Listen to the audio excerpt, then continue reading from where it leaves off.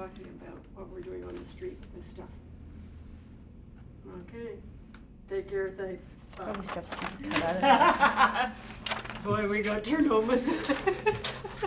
What, he's on? See, this is the one that Marcella did. And Selkirk is gonna have this, they're having it printed today. Oh, yeah, They're gonna deliver it door to door. 4,000 households. right on. So, and then we'll just have on here Oh, yeah. distributed. Little, Put little like- pictures or something in Yeah, it. because it looks like, Rhonda just did it quickly, ready for a meeting yesterday, so Oh, I people see. get an idea of what's gonna be done. So that'll go out to David Walker's writing. If you can use, How would you go about getting authority to use it? well, you can't, that's the whole problem. Must be. Mind you, we use the Globe and Mail one with the, it's a lot of text. Yeah. Well, we'll do it on a 14 rather than Mhm. 11 and a half, so give us a bit more space. But Rhonda just did that quickly, so we'd see what it might look like. I want to run it by Jim too, because I figure he sometimes has a good eye. So, and this thing, Robert is thrilled with this. Oh yeah, this is great. The Infometrica. oh, I saying never that- even saw it. Oh yeah, they say our stuff works. So, and they just did it yesterday, or finished it yesterday. So. Right on. For other choices. So, Wow, this is quite the list, isn't it? yeah, Mhm. yeah. So, and I mean, it wasn't, we just sent the economists and political scientists. So now are these people, This is social work and philosophy, Right. and I was gonna haul law school. so these are people basically saying that, yeah, it does, not necessarily endorsing it, but saying that it's, No, they're or endorsing. they're actually They're endorsing endorsing it. it. Oh, yeah, no, they're not just saying it works, they're saying they endorse it. Oh, I know. Sally Lerner, So, that's interesting. yeah. John?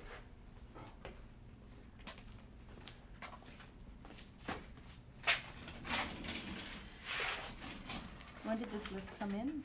Oh, Yesterday. Yesterday. Oh, today, did it come in today, Shirley? What? This list?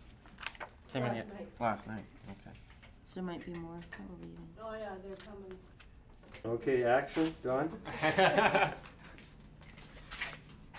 So are these all Jesse, these are all coming into Jesse and he's updating No, this, no, or who's this? no, all no, coming? this came up from CCPA, I Oh. believe. Yeah, but Jesse Jesse was the one that did a proposed lot of the phoning around to make. Hey, Don? Do this one more time. Studying Well, hard? yes, I Okay, am. action? So we might be getting an update on this. I yes? would hope so. Yeah, they keep coming in all the time. So. They were inundated yesterday with them, Oh, great. so, Okay. Others. I didn't even notice these. yeah. So. Oh, these are from like labor unions and stuff. Yeah, they're economists and academics who are now working Oh, okay. This is good. on the groups. So, Oh, it has there's pretty impressive. Pretty impressive. Look this way, Don. Look at that list. Go down where you were before, okay? So, Okay. thanks. So I need some thumbtacks so that we can put the postcard up there, and I can bring that downstairs. be there this afternoon to explain the Infometrica stuff too. Who? You. Oh yeah, sure. You No can- problem. No problem. Good. Just give it a quick reading, I'll highlight it. Here we go. Just says that we're doing a good job. Well, that should be something highlighted, I guess, at the press or at the budget. Go to it.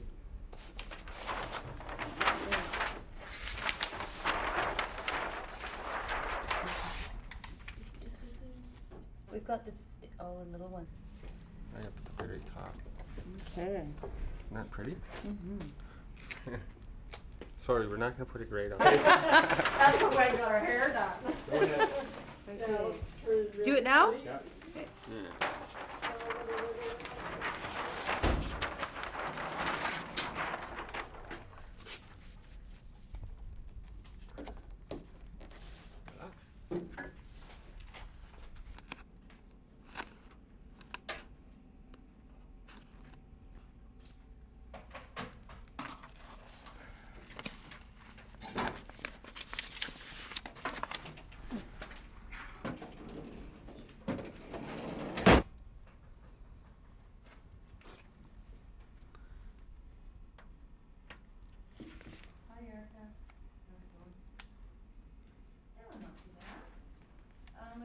thing, Maple thing here, that's the election one. And I just talked to Francois at Maple thing. And he said that, the person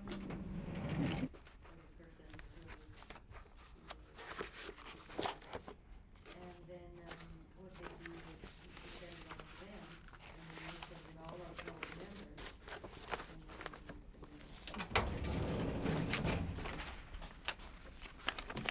Anyways, I'll make copies of everything.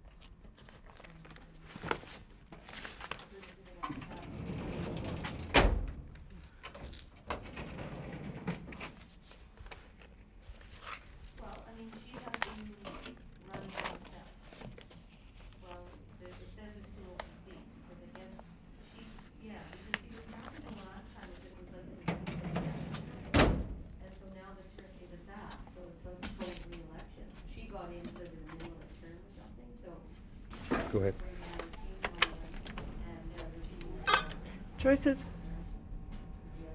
One moment, So I please. guess if they're Oh, line one.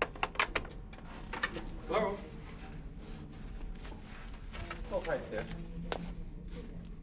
they're actually sort of encouraging, because I think. 4:15?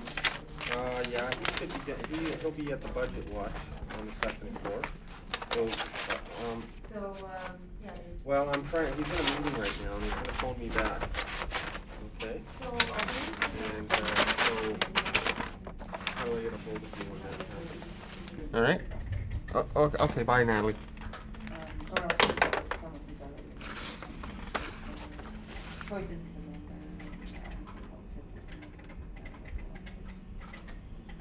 So we can do it that way or else individually. I don't have to pretend.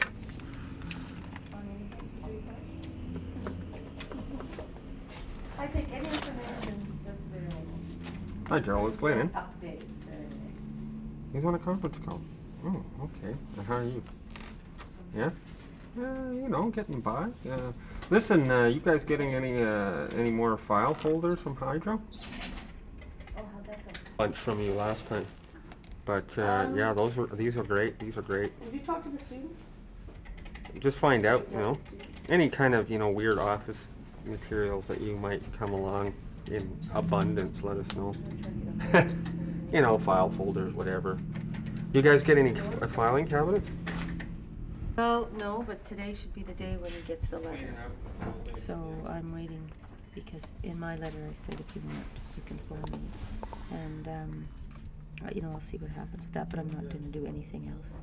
That's all I And, I talked to Twilla a little bit this morning. She was laughing, telling me after you guys were both going, what about the letter? I didn't say anything about the letters.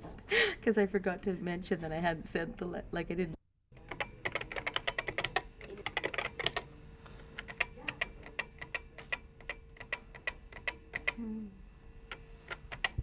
Anyways, but whatever.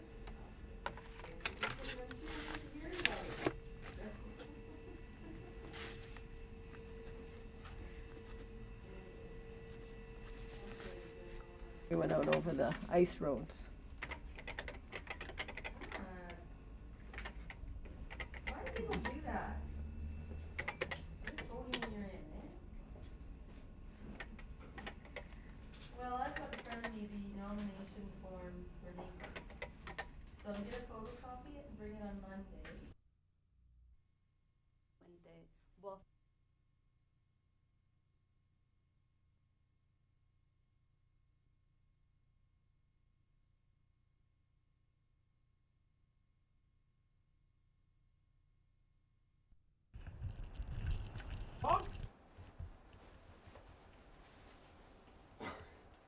It's a good idea. Yeah, well, especially for me.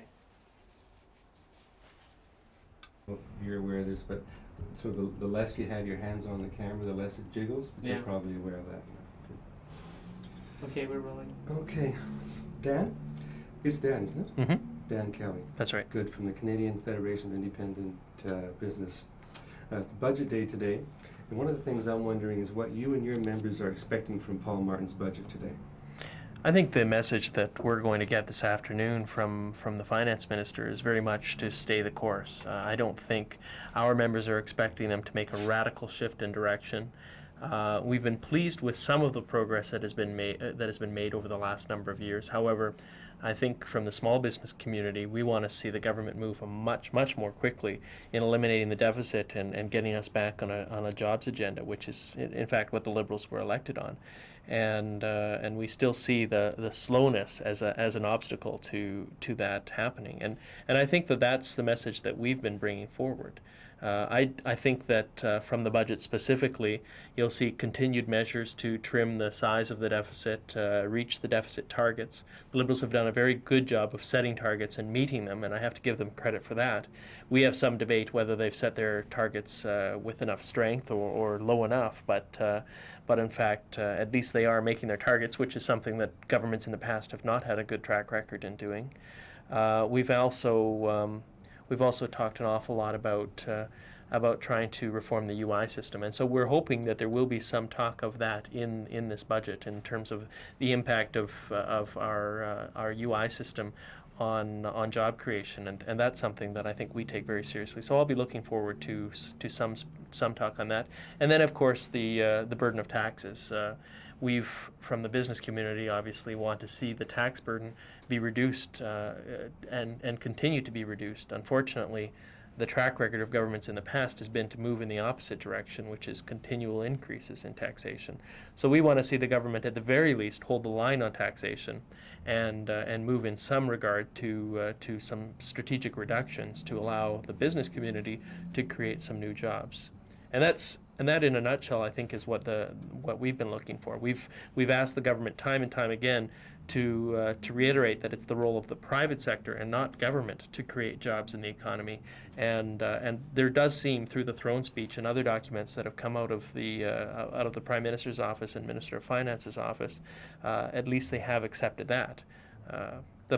Okay, what do you think then of Thomas D'Aquino's response to the Prime Minister when the Prime Minister threw out the challenge to I think, large business to create jobs? Essentially, Chrétien said, I've done my part, now you have to do your part. And the response wasn't entirely warm. Why do you think that was? Well, I think the government has identified has set the right parameters. They've identified that it's the role of the private sector and not big government spending projects to create jobs. However, the part that is offensive to us is the next line, which says, our job is over and now it's up to you.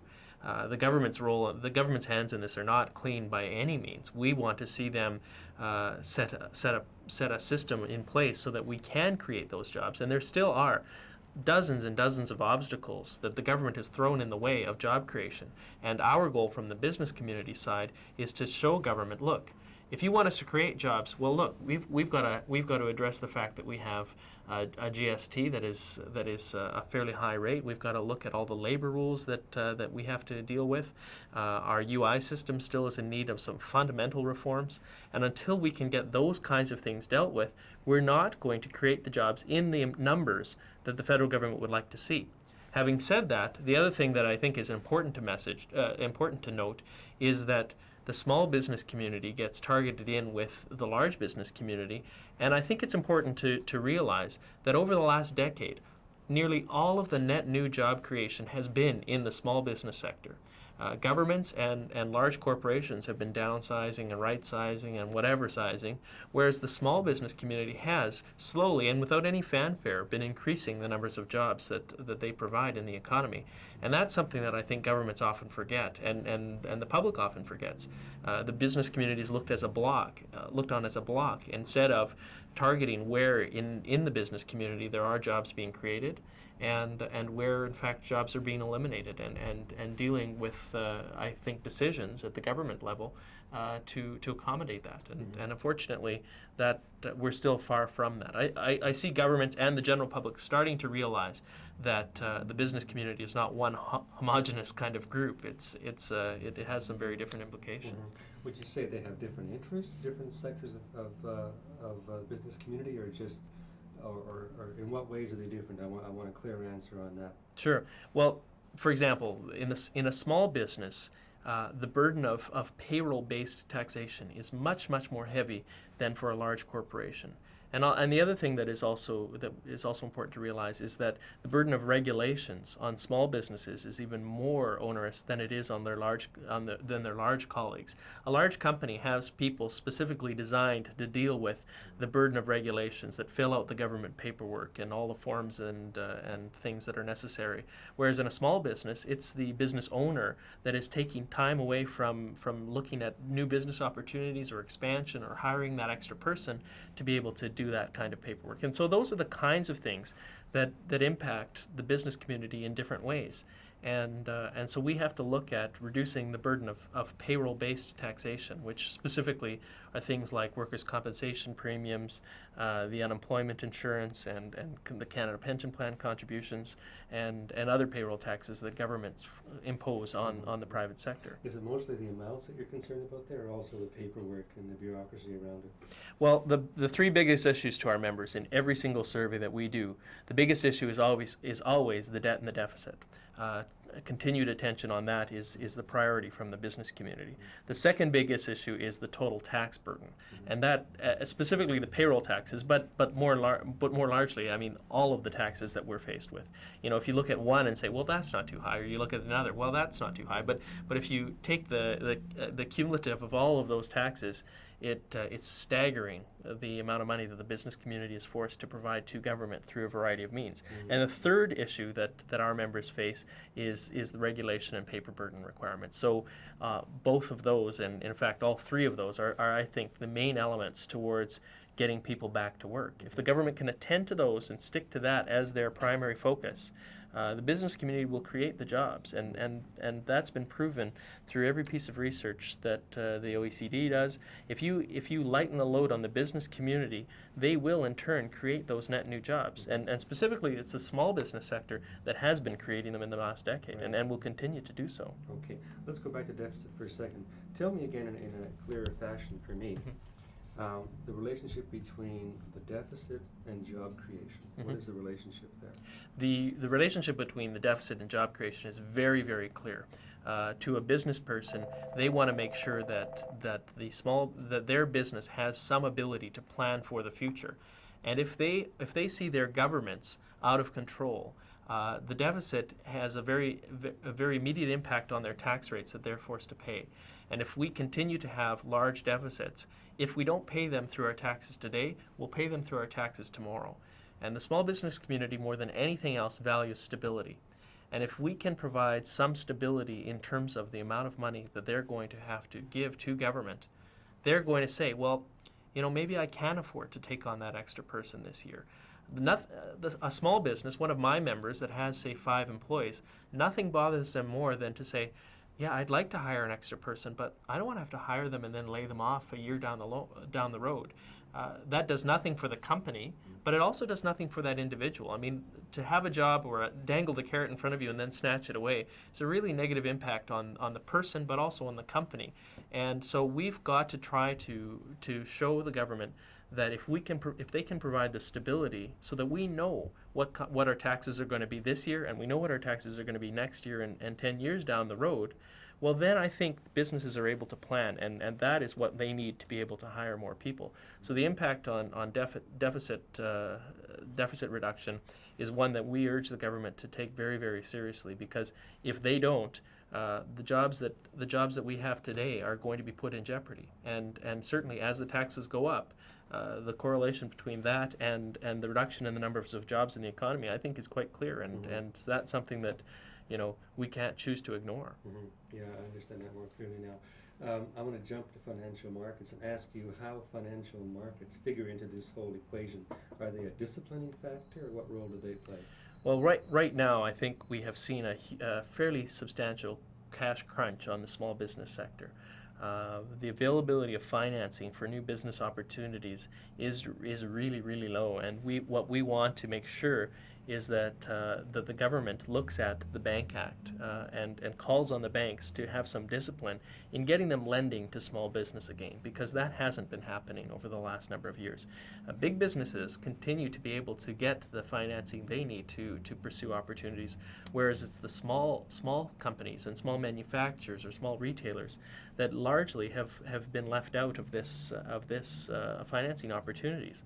And if we can improve the track record of the banks in lending to small business, that enables them to pursue new opportunities or to take a risk and maybe hire that extra person.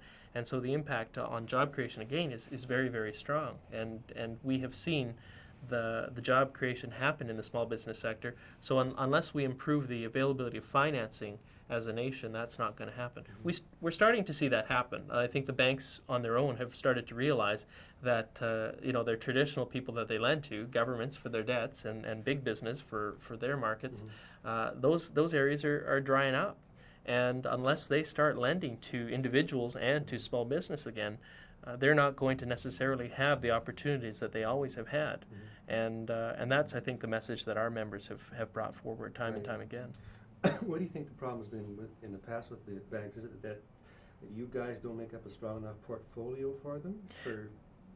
Well, I think what the banks have done is they've taken a cookie cutter approach to small business lending. They say, okay, how much of a rate of return am I going to get on this $20,000 bank loan? The cost to the banks of a $500,000 loan, processing it, and processing a $20,000 loan are largely the same. So they've obviously see a lot more money in lending large chunks to bigger businesses or to governments, and they don't necessarily see the financial rewards of lending that $20,000 to the small business. What we've been pointing out to them is, let's not look at that individual loan as one piece. If you've got their bank loan, you very often have got their payroll functions, you've got their the owner's RRSPs, you've got the kids' bank accounts, you've got their employees' bank accounts. It's a package deal, and that can be quite profitable to the bank if you look at that as a unit. Unfortunately, we have them looking at the individual elements on their own and saying, what can I get out of this small bank loan? And that's been, I think, the problem that we've run into. That started to change. I think the banking industry has started to look at people as a whole rather than looking at them as little fragments, and that, I think, is a positive development. But we need to go much more quickly on that. The other thing I think our members have suggested is that we need more competition in the banking industry. Right now we have 5 major chartered banks that virtually hold a monopoly over the marketplace here in Canada. And we have, I think, a tighter system of small business lending than our colleagues in the United States or in other countries where there is more competition in the banking industry. So we've called on the government to allow Schedule B or Schedule C banks to open up so that they can then compete in some ways with the chartered banks. The credit unions in Manitoba are a good example of that. The satisfaction rate of our members with credit unions is far higher than it is with any of the major banks, and a reason for that is because there is that additional level of competition. Okay, I want to just make a jump here now to social programs. In cutting deficits, often what's been happening now, it seems the approach that Martin has been taking is to cut social programs as a way of cutting deficits. Is that the only way of doing it as you see it? And does that have any shortcomings as far as you're concerned as a small business interest group? Well, the way that we've attacked the issue of cutting spending has been to look at spending as a whole on the government level, and we have been very responsible. Our members have told us time and time again, let's cut all grants and loan programs to business first.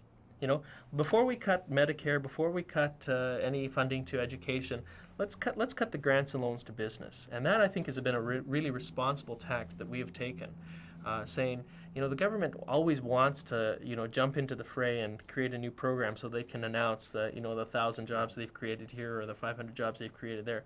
Well, those programs usually dry up. Those jobs usually dry up as soon as the government money dries up. I'm sorry, I should re-say that. Those jobs usually dry up as soon as the government money runs out. And so that has been an issue for our members. We want to say to the government, cut business first. Cut the funding to business and then look at the other things. Now, very clearly, we have about $20 billion that we spend as a nation on our core civil service and the government programs. And then the rest of the money is all through transfers to provinces for health and education, transfers to individuals for old age security and CPP, things like that. And we have right now, a $30 billion deficit, and there's no way of attacking that unless we continue to reduce spending. But the other thing I think we should be very clear about is some of the programs like funding to education and funding to our healthcare system are enjoyed by the business community themselves, and they've been a major advantage to us. Our Medicare system here in Canada is a competitive advantage for our nation in competing with the U.S., and so we don't want to see those kinds of things be eliminated. I think that quite often we get caught up in a paradigm where we say if we're going to cut funding, we've got to close hospitals, or we've got to reduce the amount of service that we provide to people. And I think there's sort of a third option here that hasn't been explored, and that option is administering the way in which we deliver our services a little bit differently. Here's a good example. Right now in Manitoba, we've got unions and others screaming about the privatization of the home care delivery system here in the province of Manitoba, and that's a really, really good example. We spend about $70 or $80 million a year on home care in this province. Now, what the private sector competitors have said is you pay way, way higher salaries to your employees than we can possibly afford to pay to our employees. And in that, if you privatize the home care system and allow us to deliver those kinds of services for you government, we'll give you better service, we'll give it to you on the weekends when the civil servants aren't working, and we'll do it at a lower cost. So the service can actually be improved or even increased for the same or less amount of money. And that's something that unfortunately we get caught up because people want to protect their turf. And I feel bad for a person that is going from a job where they're making $40,000 or $50,000 a year when they go down to a job where they're making $30,000 or $35,000 a year. I mean, that is something that has to be considered. However, we can't afford continually to pay a huge wage advantage to the civil service of Canada, the civil service of Manitoba, or even at the city of Winnipeg. And that's something that I think has to be acknowledged. We unfortunately get caught up with we have to stop home care altogether and no more home care, or we can administer it in a different way. And that's, I think, the option that we've always put forward is let's look at new ways of delivering these services so that we can do it at a lower cost, but still provide the services that are so essential to keep our people healthy and to keep them well educated and everything else. And that's something that I don't know if necessarily governments have attended to enough. They get caught up in the black or white, and there's large areas of gray in all of these issues. Mm-hmm. But I'm thinking that, say, in the case of, how are we doing tapes? All right, yeah. In the case of home care workers, a person, say, makes 40 or 50,000, you cut them down to 20. Are you taking some money out of the community that way? Those people would normally be buying things at stores that are run by you folks. Is that a concern at all? Here's the issue. I mean, if you, again, I don't think the drop in salary would be anywhere near that dramatic. However, the issue that is important to say is if you are, they always talk about, well, if you take, $5,000 out of the hands of a civil servant, they've been spending that money in the economy and generating business that way. Well, the other side of that argument is, well, you're not taking that $5,000 out of the hands of the taxpayers first, at the first. And so that the individual taxpayers have those additional resources to spend themselves. And so, I don't think anybody has ever shown that if we provide more money to civil service or increase the size of government, that has translated into a better consumer economy. That just doesn't happen. Having said that, we do have a problem with consumer spending in this country, and I think the reasons for that are high levels of taxation, and particularly consumer taxes. I mean, we have a 7% GST, a 7% PST. If we didn't have those really, really high levels of taxation, I think people would start spending more money and having less of it go into the hands of government. And I think that's the way it has to, all of these pieces are interrelated, and so they can't be sort of broken apart. It's You're quite right, because, I mean, you could argue that the extra money which civil servants make, in fact, does go back to government, but you're saying the other part of the equation is that the government shouldn't take so much of it. Well, if the government doesn't take it out of the hands of the taxpayers in the first place, well, then they're going to be spending it on other goods, and the government will be generating more money through that means anyway. If you leave $100 in the hands of an individual, well, they're going to go on and spend it, and then part of that goes back to the government in the form of taxes. So again, you can't individualize any particular element of any of these discussions. However, I think what we need to do is concentrate in a balanced way of reducing the size and the cost of our civil service and allowing more money to be left in the hands of the business people, but also of the individuals. I mean, there is a cash crunch for many people. I mean, I don't think any civil servant likes to pay taxes any better than any business owner does. And what we've got to do is concentrate on reducing that burden for everyone. Good, excellent. Because you're getting one battery here. Okay, shut it off. As long as you've got what you need. As long as you've got what you need. No, I this think. is great. Oh, This good. is, I got exactly what